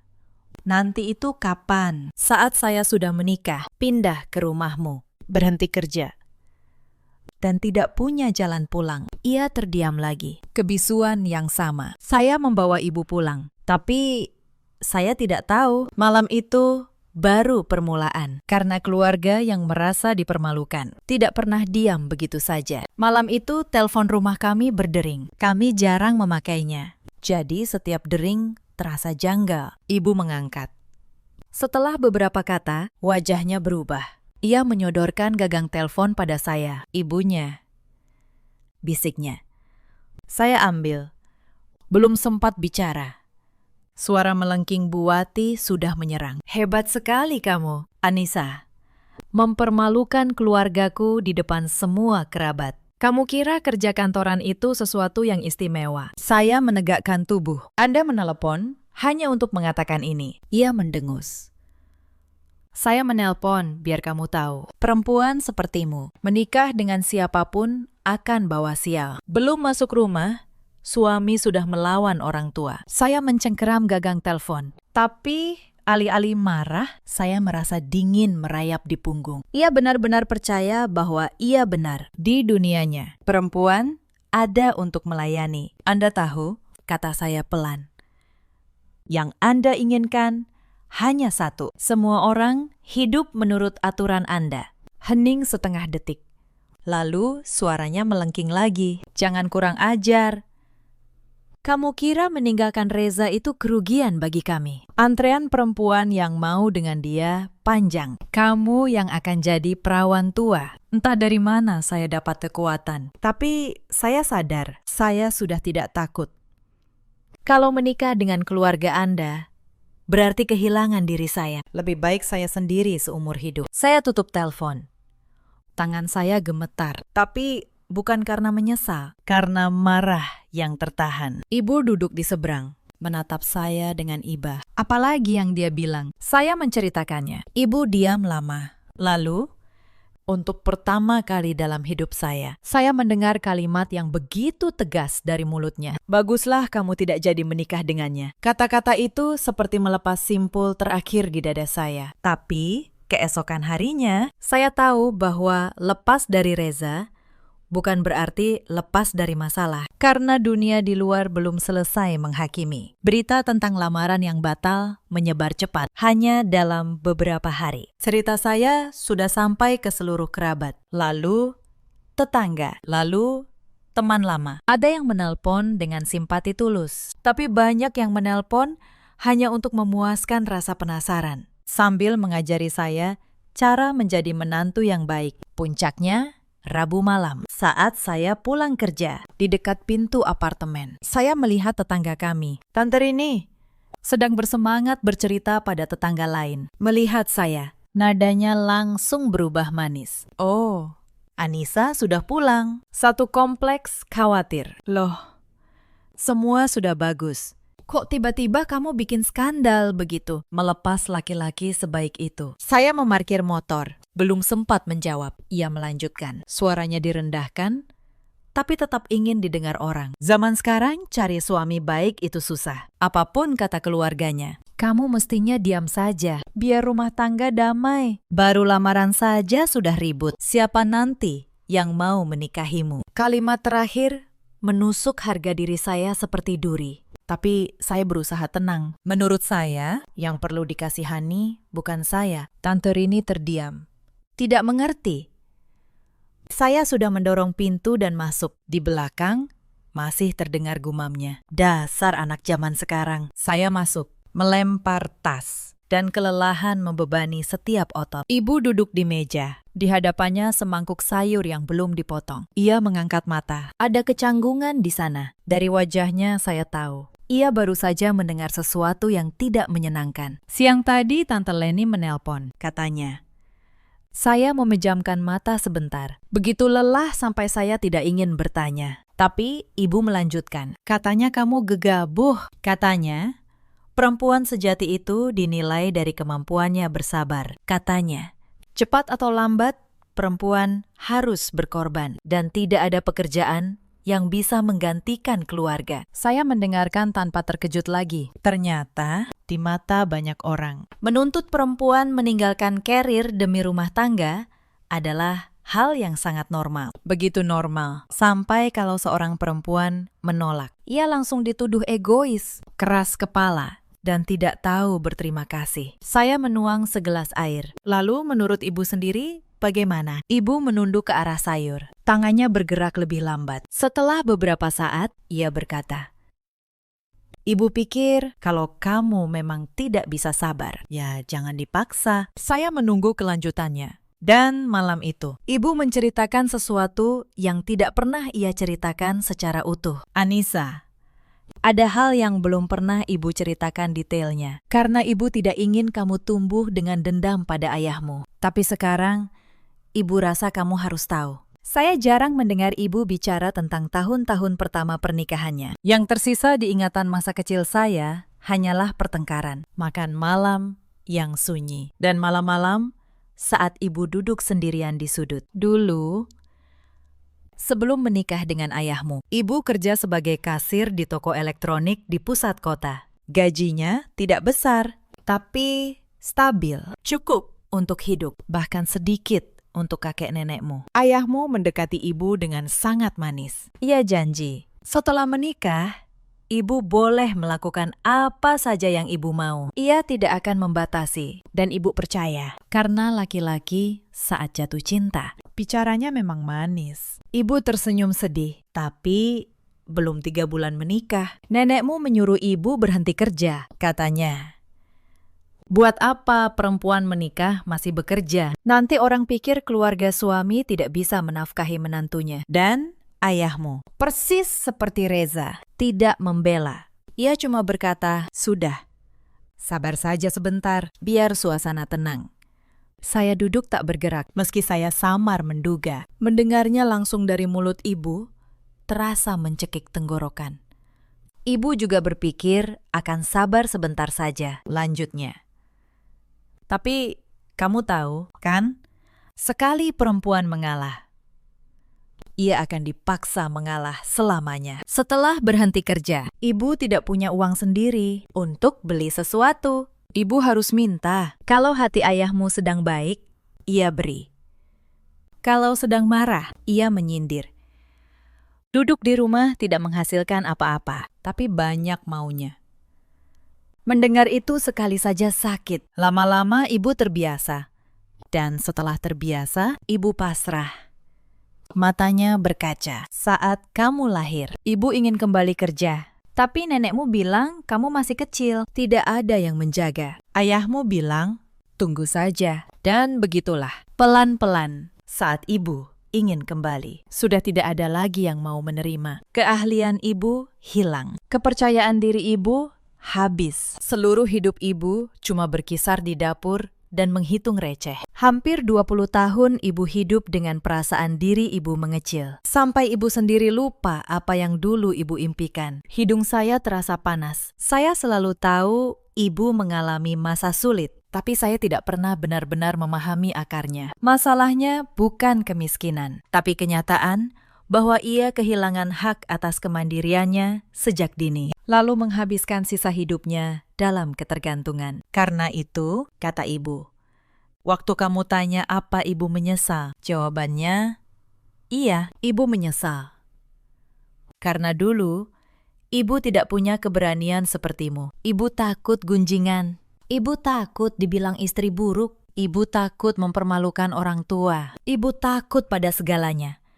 Dan pada akhirnya, ibu sendiri yang membayar harganya. Saya pindah duduk di sebelahnya, menggenggam tangannya yang kasar. Bu, saya mungkin akan kesulitan, tapi saya tidak mau hidup seperti ibu dulu. Saya tidak menyalahkan ibu. Keadaan ibu berbeda. Tapi saya benar-benar tidak bisa masuk ke pernikahan yang sejak awal menuntut saya mengorbankan segalanya. Ibu meremas tangan saya. Air matanya jatuh. Iya. Nak, ibu mengerti. Malam itu, untuk pertama kali saya benar-benar paham mengapa saya berani melepas cincin itu di depan puluhan orang. Bukan karena saya keras kepala, tapi karena jauh di dalam. Saya sudah melihat masa depan saya tergambar di wajah ibu. 20 tahun ketergantungan. 20 tahun meminta uang untuk membeli sesuatu yang sederhana. 20 tahun mengecil sampai lupa siapa diri sendiri. Saya menolak warisan itu. Dan saya bersyukur. Saya menolaknya sebelum terlambat. Tapi keluarga Reza belum selesai. 3 hari kemudian, tante saya, Tante Leni, menelpon. Suaranya dibuat selembut mungkin. Anissa. Ibu Wati menghubungi tante. Katanya ia ingin baikan. Ia mau ketemu, ngobrol baik-baik, biar tidak ada dendam. Tante sudah atur. Besok sore di rumah tante. Datang. Ya, demi nama baik keluarga. Saya ragu. Tapi ibu menatap saya dengan harap. Mungkin memang sebaiknya diselesaikan. Nak, biar kerabat tidak terus bergunjing. Demi ibu, saya datang. Begitu saya masuk ke rumah Tante Leni, saya langsung tahu ini bukan perdamaian. Itu sidang. Bu Wati duduk di tengah, dikelilingi 3 kerabat tua. Tidak ada Reza. Di meja sudah tersedia teh, seolah semuanya direncanakan. Begitu saya duduk, Tante Leni membuka. Nah, Anissa, kita semua di sini sayang kamu. Tapi kamu memang keterlaluan kemarin. Sekarang, minta maaflah pada Bu Wati. Biar lamaran bisa diatur ulang. Saya menatap mereka satu persatu. Mereka pikir, dikepung begini, saya akan menunduk. Dulu mungkin iya, tapi tidak hari itu. Tante, kata saya, tenang. Saya datang karena saya pikir ini perdamaian. Ternyata ini penghakiman. Saya tidak punya yang perlu saya minta maafkan. Yang menuntut saya berhenti kerja di depan puluhan orang bukan saya. Bu Wati mendengus. Lihat. Kan? Sudah kurang ajar. Tidak tahu diri pula. Mana ada perempuan baik begini? Salah satu kerabat tua menimpali. Anissa. Perempuan itu harus mengalah. Tante dulu juga begitu. Pernikahan itu pengorbanan. Saya menoleh padanya, dan untuk sesaat, saya melihat wajah ibu saya di sana. Wajah perempuan yang sudah lama menelan kalimat itu sampai percaya. Tante, kata saya hormati Tante, tapi mengalah yang Tante maksud itu sampai kapan? Sampai saya kehilangan pekerjaan, uang sendiri. Dan akhirnya, suara saya juga. Ruangan diam. Saya berdiri. Saya tidak akan minta maaf untuk sesuatu yang benar kalau ini yang disebut menjaga nama keluarga. Maaf, saya pilih nama saya sendiri. Saya gandeng ibu. Dan kami pulang. Di mobil, ibu menggenggam tangan saya. Tadi, bisiknya, ibu seperti melihat diri ibu yang dulu duduk di kursimu. Tapi dulu ibu menunduk. Kamu tidak, ibu bangga. Kalimat itu menguatkan saya lebih dari apapun. Tapi saya tidak tahu, ambush di ruang tamu hanyalah peringatan. Pukulan sesungguhnya sedang disiapkan ke tempat yang paling saya jaga. Saya pikir setelah hari itu, masalah selesai. Saya salah. Karena Keesokan paginya, masalah justru berpindah dari rumah ke kantor saya. Dan kali ini, ia datang dalam bentuk yang jauh lebih licik. Saya kira keluarga Reza akan menyerah, tapi saya lupa satu hal. Bu Wati bukan tipe orang yang menelan kalah. Ia tipe yang, kalau tidak bisa menyakiti Anda secara langsung, akan mencari jalan dari belakang. 3 hari setelah lamaran batal, atasan saya, Pak Hendra, memanggil saya ke ruangannya. Wajahnya serius. Di mejanya ada selembar surat. Anissa, ada surat masuk ke bagian HRD, anonim. Isinya menuduh kamu memanipulasi laporan keuangan dan menerima komisi gelap dari salah satu vendor. Tanah seperti bergeser di bawah kaki saya selama 8 tahun. Saya menjaga setiap angka, seperti menjaga nama saya sendiri. Pakistan, itu fitnah. Saya tidak pernah Pak Hendra mengangkat tangan. Saya tahu, tapi tuduhan tetap harus diperiksa. Audit internal akan turun sampai selesai. Saya minta kamu tetap tenang dan kooperatif. Saya keluar dari ruangan dengan kepala berputar. Siapa yang tega? Saya tidak punya musuh di kantor. Tapi malam itu, saat saya membaca ulang salinan surat yang diberikan HRD, satu detail membuat darah saya berhenti. Surat itu menyebut nama vendor secara spesifik. Sebuah toko peralatan kantor kecil di Bekasi. Saya tahu toko itu. Saya pernah melihat namanya di kartu nama yang dipajang di rumah Bu Wati. Toko itu milik sepupu Bu Wati. Saya tidak langsung bicara. Saya tidak punya bukti, hanya firasat. Dan firasat tidak menyelamatkan karir. Yang menyelamatkan karir adalah angka. Maka malam itu saya membuka laptop dan saya mulai menyusun apa yang paling saya kuasai. Bukti. Selama 2 minggu, audit berjalan. Setiap hari terasa seperti berjalan di atas kaca. Rekan kerja yang dulu hangat mulai menjaga jarak. Ada yang berbisik di pantry, lalu diam begitu saya lewat. Seorang rekan yang dulu sering saya bantu, Rani, tiba-tiba memindahkan mejanya menjauh dari saya, seolah takut tertular. Saya tahu bagaimana rasanya dihakimi tanpa pengadilan, tapi saya menolak membela diri dengan air mata. Saya membela diri dengan dokumen. Di tengah 2 minggu yang menyiksa itu, Reza muncul. Suatu siang, ia menunggu di lobi kantor saya, wajahnya gelisah. Anissa, saya dengar kamu kena masalah di kantor. Saya tidak tahu Ibu dan Fitri akan sejauh ini. Saya menatapnya. Kamu tidak tahu atau kamu tahu, tapi diam, seperti biasa. Ia tidak menjawab. Kalau kamu benar tidak setuju, kenapa kamu di sini sembunyi-sembunyi? Bukan menghentikan mereka. Ia menunduk. Lagi, saya berbalik masuk lift. Dan saya tahu. Kehadirannya bukan untuk membela saya, hanya untuk menenangkan rasa bersalahnya sendiri. Saya cetak setiap rekening koran, setiap nota, setiap email persetujuan pembelian selama 3 tahun terakhir. Saya susun rapi dalam satu map tebal. Saya pilah per vendor, per tanggal, per nomor faktur, dan toko milik sepupu Bu Wati itu. Saya periksa paling teliti. Hasilnya jelas. Perusahaan saya tidak pernah sekalipun bertransaksi dengan toko itu. Tidak ada satu faktur pun. Tuduhan itu bukan hanya bohong. Ia bohong yang ceroboh. Tapi saya tidak berhenti di situ. Saya tahu. Membantah saja tidak cukup. Saya harus tahu siapa yang mengirim surat itu. Maka saya minta bantuan teman lama saya, Dimas, yang bekerja di bagian dokumentasi. Saya minta ia melacak amplop surat anonim itu. Stempel pos. Dari mana ia dikirim? 2 hari kemudian, Dimas menemui saya dengan wajah aneh. Anissa, suratnya dikirim dari kantor pos Bekasi Timur. Dan ini yang lucu, pengirim lupa. Ada nomor resi di bagian dalam amplop kedua. Nomor itu terdaftar atas satu nama. Ia menyodorkan secari kertas. Saya membaca nama itu. Fitri, adik perempuan Reza. Saya menatap kertas itu lama. Bukan Bu Wati yang menulis, tapi anak perempuannya atas suruhan ibunya. Mereka pikir kalau saya berani mempermalukan keluarga mereka di pesta, mereka akan menghancurkan satu-satunya hal yang membuat saya berdiri tegak, karier saya. Dan mereka tidak berhenti di surat itu. 2 hari kemudian, seorang teman seprofesi mengirim pesan pada saya. Ia melampirkan tangkapan layar sebuah unggahan di grup akuntan seJakarta. Unggahan dari akun baru tanpa foto. Isinya menuduh saya dengan nama lengkap sebagai akuntan yang memanipulasi laporan dan layak dijauhi perusahaan manapun. Anissa, ini benar? Tanya teman saya. Saya tidak percaya, tapi orang-orang mulai membicarakannya. Tangan saya dingin.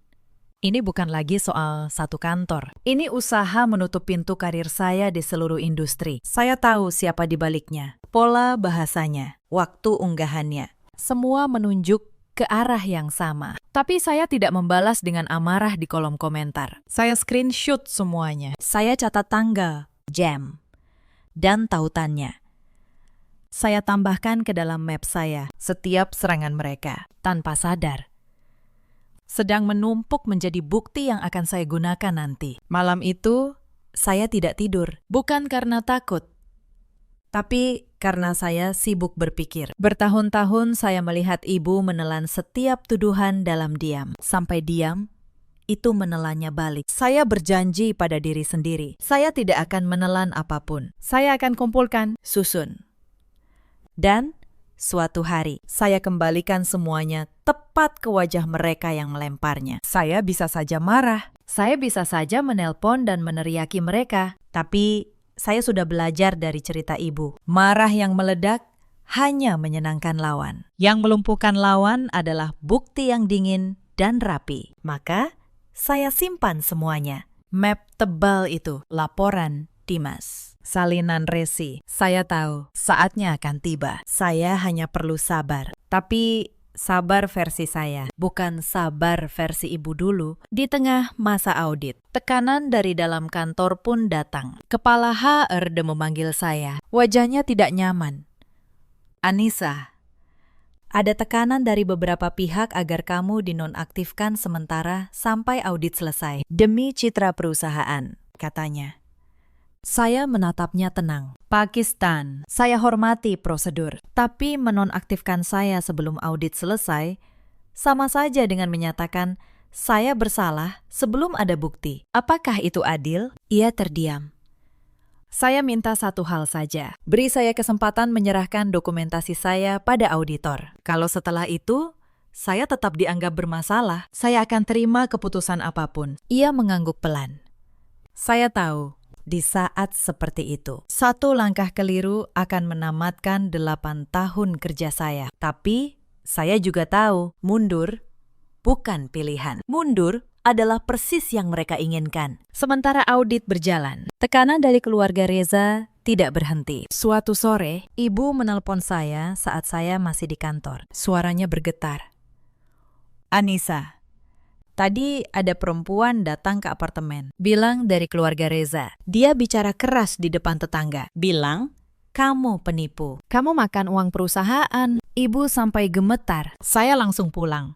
Begitu tiba, saya lihat ibu duduk di kursi dengan tangan masih gemetar. Dan beberapa tetangga berkumpul di koridor, berbisik.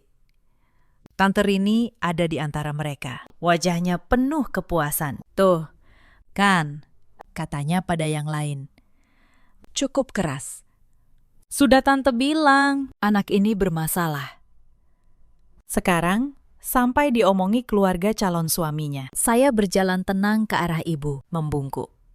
Memegang tangannya. Lalu, saya berdiri, menghadap kerumunan. Saya dengar ada yang bilang saya penipu. Boleh saya tanya, siapa yang bilang? Dan apa buktinya? Tidak ada yang menjawab. Kalau tidak ada bukti, itu namanya fitnah. Dan fitnah di mata hukum. Ada hukumannya. Kerumunan itu pelan-pelan bubar. Tante Rini yang terakhir pergi, masih menggerutu. Tapi tidak berani menatap mata saya. Saya menutup pintu. Dan untuk sesaat, saya sandarkan punggung saya di sana. Mereka memperluas medan. Dari kantor ke rumah. Tujuannya jelas. Menghancurkan nama saya dimanapun saya berdiri. Supaya saya menyerah dan merasa bersalah karena pernah berani. Tapi mereka salah memilih lawan. Saya bukan ibu. saya dulu. Saya tidak akan mengecil. Malam itu, saya menemui Fitri, bukan untuk bertengkar. Saya mengajaknya bertemu di sebuah kafe. Sopan. Lewat pesan singkat. Ia datang dengan wajah angkuh. Yakin saya akan memohon. Ia bahkan sempat tersenyum sinis saat duduk. Mau apa? Mau minta maaf karena mempermalukan kakak saya. Saya tidak menjawab. Saya hanya meletakkan satu lembar fotokopi di atas meja. Salinan resipos dengan namanya. Wajahnya berubah. Ini apa?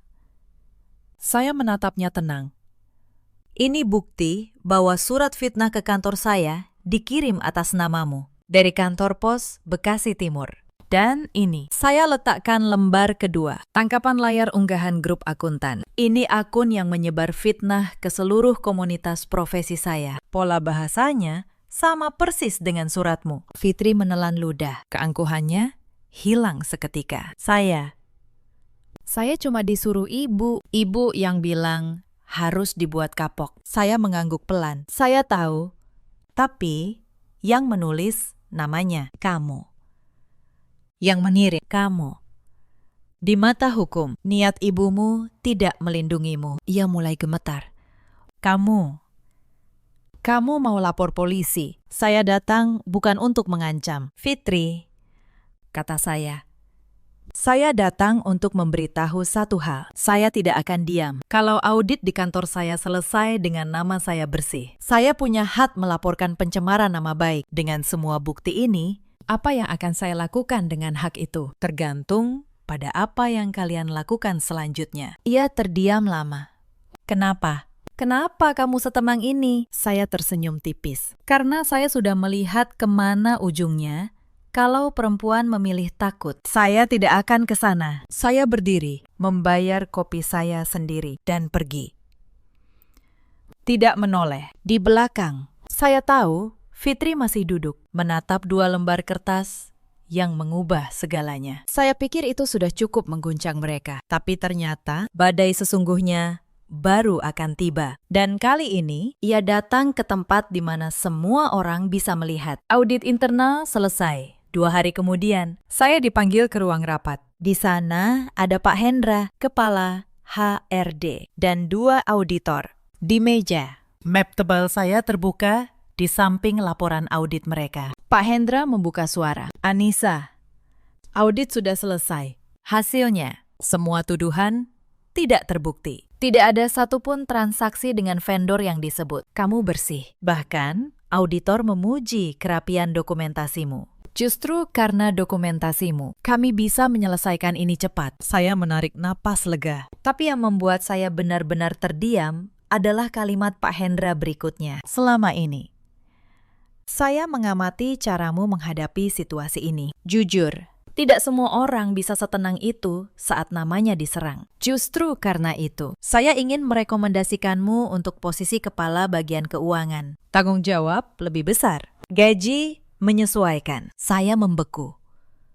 Dalam situasi seperti itu, saya bahkan tidak pernah memikirkan promosi. Saya hanya berusaha mempertahankan apa yang saya punya. Tapi ternyata, cara saya bertahan dalam badai justru menjadi sesuatu yang lebih berharga. Saya keluar dari ruang rapat dengan perasaan aneh. Bukan kegembiraan yang meluap, tapi rasa seperti baru melewati jalan yang sangat sulit. Lalu tiba-tiba pijakan saya menjadi rata dan kokoh. Tapi cerita ini belum benar-benar selesai. Karena ada satu hal yang harus saya selesaikan secara terbuka. Selama berminggu-minggu, keluarga Reza menyebar nama buruk saya kemana-mana. Ke kantor, ke kompleks, ke kerabat. Saya tidak bisa membiarkan bukti saya hanya tersimpan dalam map. Saya harus membuatnya berbicara di hadapan orang-orang yang sama yang dulu menghakimi saya. Kesempatan itu datang lewat acara arisan keluarga besar. Bu Wati punya kebiasaan datang ke arisan kerabat dari pihak ayah saya. Kerabat yang dulu menyaksikan lamaran Batar itu. Lewat seorang sepupu. Saya tahu Bu Wati akan hadir dan ia berencana bicara di sana. Melanjutkan kisah versinya. Versi di mana saya adalah menantu durhaka yang merusak masa depan anak orang. Saya datang ke arisan itu bersama ibu. Bukan untuk membuat keributan, tapi untuk meluruskan. Saya membawa map saya di tengah acara, persis seperti dugaan saya. Bu Wati mulai bicara. Saya cuma mau cerita, ya, supaya keluarga tahu. Anissa ini bukan cuma membatalkan lamaran. Di kantornya pun ia bermasalah. Katanya makan uang perusahaan. Untung anak saya tidak jadi menikah dengannya. Ruangan berbisik. Beberapa mata melirik saya. Dulu, tatapan seperti itu akan membuat saya menunduk. Tapi tidak lagi. Saya merasakan tangan ibu meremas tangan saya di bawah meja. Seolah berkata, "Kamu tidak sendiri." Saya berdiri pelan. "Boleh saya bicara sebentar?" Semua menoleh. Bu Wati menatap saya dengan dagu terangkat. Yakin saya akan tergagap seperti dulu. Saya berjalan ke tengah, meletakkan map di meja, dan membukanya. Bu Wati benar. Ada surat yang menuduh saya makan uang perusahaan. Ini. Saya tunjukkan salinan surat itu. Adalah suratnya. Anonim. Dikirim ke kantor saya 3 hari setelah lamaran kami batal. Saya keluarkan lembar berikutnya. Dan ini hasil audit resmi dari perusahaan saya. Ditandatangani auditor independen. Semua tuduhan tidak terbukti. Tidak ada satupun transaksi dengan vendor yang dituduhkan. Saya bersih. Hitam di atas putih. Ruangan hening. Bu Wati mengangkat dagu. Tapi suaranya mulai goyah. Itu cuma kertas. Siapa yang tahu kamu tidak memalsukannya? Saya tersenyum tipis. Saya sudah menunggu kalimat itu. Justru kalimat itulah yang membuka pintu untuk lembar terakhir. Saya juga ingin tahu siapa yang mengirim surat fitnah ini, kata saya. Ternyata mudah. Surat itu dikirim dari kantor pos Bekasi Timur. Dan pengirimnya lupa menghapus nomor resi di amplop dalam. Nomor itu terdaftar atas satu nama. Saya letakkan salinan resi di tengah meja, menghadap ke arah para kerabat. Atas nama Fitri, putri Anda. Seluruh ruangan menoleh ke arah Fitri, yang duduk di sudut. Wajahnya memerah, lalu pucat seketika. Ia menunduk. Tidak berani mengangkat kepala. Beberapa kerabat tua menatapnya dengan terkejut. Bu Wati membuka mulut. Menutupnya lagi. Untuk pertama kali sejak saya mengenalnya, saya melihat perempuan itu kehilangan kata. Dunia yang selama ini ia kuasai dengan suara paling keras, runtuh dalam hening. Saya menutup map.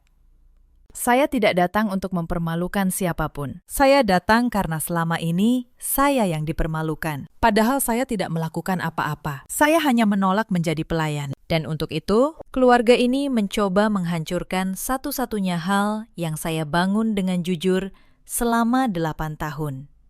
Saya menoleh ke kerabat-kerabat yang dulu menghakimi saya. Saya tidak minta belas kasihan. Saya hanya minta satu hal. Lain kali, sebelum menghakimi seorang perempuan, karena ia memilih dirinya sendiri. Tanyakan dulu, apa benar ia yang bersalah? Tidak ada yang menjawab. Tapi saya melihat beberapa wajah menunduk malu, termasuk mereka yang dulu menelepon ibu untuk mengajari saya bersabar. Saya menggandeng tangan ibu, dan kami pulang.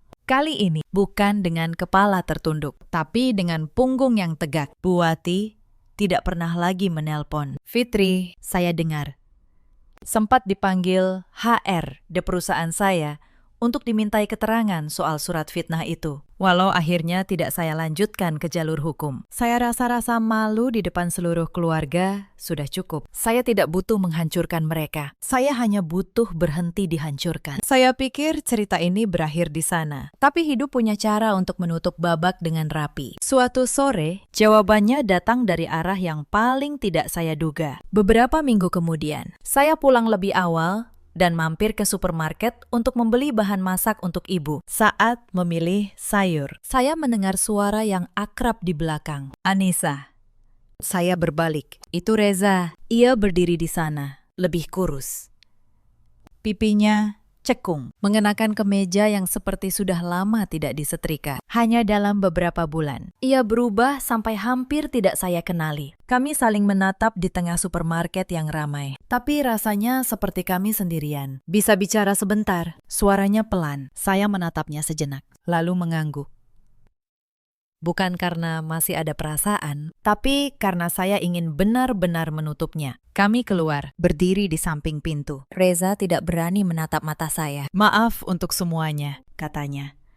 Frasa itu sudah terlalu sering saya dengar. Tapi ia melanjutkan, suaranya berat. Baru setelah semua ini, saya sadar di mana salah saya. Saya tidak membelamu, tidak berani berpihak. Bahkan saya membiarkan keluarga saya menyerangmu di kantor. Saya melakukan hal yang tidak pernah saya bayangkan. Saya menatapnya. Dan untuk pertama kali, saya tidak merasa marah, tidak merasa sakit, hanya tenang. Di rumah semuanya berantakan, lanjutnya. Utang ibu menumpuk. Fitri pergi kerja ke kota lain. Ibu jarang keluar rumah sejak kejadian di arisan itu. Saya banyak berpikir, seandainya hari itu saya berpihak padamu, mungkin semua akan berbeda. Saya menggeleng pelan. Tidak, Reza. Seandainya hari itu kamu berpihak pada saya, kamu tidak akan menjadi dirimu. Masalahnya bukan pada satu keputusan, tapi pada caramu hidup. Kamu selalu memilih diam, selalu di tengah. Membiarkan orang lain memutuskan untukmu. Bahkan kalau kita kembali ke hari itu, semuanya akan terulang. Ia terdiam, lalu mengangguk lemah. Seolah baru pertama kali ada orang yang mengatakan kebenaran itu padanya secara langsung. Mungkin kamu benar, katanya. Selama ini saya pikir mengalah itu menjaga damai. Ternyata saya cuma menumpuk masalah ke orang yang saya sayang. Saya menatapnya. Untuk sesaat, saya merasa kasihan, tapi kasihan bukan cinta, dan saya tidak akan menukar hidup saya dengan kasihan. Matanya memerah. Saya tahu. Karena itu, saya datang bukan untuk minta kembali. Saya sedikit terkejut. Ia melanjutkan, saya cuma ingin bilang, kamu benar. Dan terima kasih. Sudah berani melakukan apa yang saya tidak berani. Saya tidak bertanya apa-apa. Beberapa kata cukup didengar saja. Kami berdiri beberapa detik lagi. Lalu ia pergi lebih dulu, tanpa bujukan. Tanpa kata berlebihan. Saya menatapnya pergi, sampai sosoknya larut dalam keramaian. Kali ini, di hati saya, tidak ada gejolak. Tidak ada penyesalan. Hanya sebuah titik akhir yang sesungguhnya. Setahun kemudian, saya berdiri di balkon apartemen baru saya, menatap jalan kecil yang tenang di bawah. Saya pindah bukan karena bertengkar dengan ibu, tapi karena saya ingin lebih mandiri, memulai babak baru. Saya sudah menjadi kepala bagian keuangan. Penghasilan saya naik menjadi hampir 25 juta sebulan. Saya tidak kaya, tapi cukup untuk hidup nyaman, menghidupi diri sendiri, dan membantu ibu. Hal yang paling membuat saya bahagia bukan promosi itu, tapi perubahan pada ibu. Beberapa bulan setelah semuanya reda, saya menawarkan ibu sesuatu. Bu, dulu ibu bilang, masakan ibu selalu dipuji orang. Bagaimana kalau ibu mulai usaha catering kecil dari rumah? Saya bantu modalnya, tapi yang menjalankan ibu sendiri. Ibu ragu. Ibu sudah tua. Nak, mana ada yang mau? Saya menggenggam tangannya. Ibu pernah bilang, ibu kehilangan diri ibu karena tidak punya penghasilan sendiri. Sekarang ibu punya kesempatan mengambilnya kembali. Awalnya pesanan hanya dari tetangga, lalu dari kenalan, lalu dari kantor saya, untuk acara-acara kecil. Pelan-pelan. Dapur kami yang dulu menjadi tempat ibu mengecil, berubah menjadi tempat ia tumbuh kembali. Setiap kali ia menghitung uang dari pesanan, matanya berbinar seperti gadis muda. Untuk pertama kali dalam puluhan tahun, ia memegang uang yang ia hasilkan sendiri. Dan saya melihat perlahan. Punggung ibu yang dulu selalu sedikit membungkuk, mulai tegak kembali. Kadang, di waktu luang, saya teringat semua yang terjadi, bukan untuk menyesal, tapi untuk mengingatkan diri bahwa suatu kali saya pernah dihadapkan pada pilihan yang sangat penting dan saya memilih dengan benar. Cerita ini mengajarkan satu hal, jangan pernah menukar seluruh hidupmu hanya demi disebut menantu yang baik, dan jangan pernah percaya pada janji manis yang tidak pernah dibela saat dibutuhkan. Di luar sana, ada banyak perempuan yang seperti saya dulu, berdiri di hari bahagia, lalu diminta menyerahkan dirinya, dan dibilang egois saat menolak. Ingatlah, menolak kehilangan diri sendiri bukanlah keegoisan, itu keberanian. Di luar sana, ada juga banyak laki-laki seperti Reza, bukan jahat, hanya pengecut, memilih diam saat seharusnya membela, dan diam pada saat yang salah, sama saja dengan mengkhianati. Di luar sana, ada pula para ibu mertua seperti Bu Wati yang menuntut menantu menjadi pelayan, lalu menyebutnya tradisi. Padahal yang mereka takutkan hanya satu, kehilangan kendali atas perempuan yang lebih kuat dari mereka. Ibu saya kini hidup tenang. Untuk pertama kali dalam puluhan tahun, ia punya penghasilan sendiri, sekecil apapun. Dan setiap kali ia menghitung uang dari usahanya, matanya berbinar seperti gadis muda. Reza, kata orang, masih sendiri. Bu Wati jarang keluar rumah. Tapi itu bukan lagi urusan saya. Saya bersandar di pagar balkon, menarik napas dalam. Angin malam terasa sejuk dan ringan. Hidup tidak selalu mudah, tapi setidaknya saya menjalani hidup yang saya pilih sendiri. Dan bagi saya, itu sudah cukup. Dulu saya kira saya kehilangan sebuah pernikahan. Sekarang saya mengerti, saya tidak kehilangan apa-apa. Saya hanya menghindari sebuah kehidupan yang akan mematikan saya pelan-pelan. Dalam hidup, kita selalu punya pilihan. Tidak ada yang berhak menentukan nasib Anda, kecuali diri Anda sendiri. Jangan takut pada gunjingan, pada kesendirian, atau pada kehilangan. Kalau yang Anda pertaruhkan adalah seluruh harga diri Anda. Kalau cerita ini menyentuh Anda, ceritakan kisah Anda di kolom komentar. Bagikan untuk perempuan lain yang mungkin sedang berdiri di persimpangan yang sama. Terima kasih sudah menemani sampai akhir.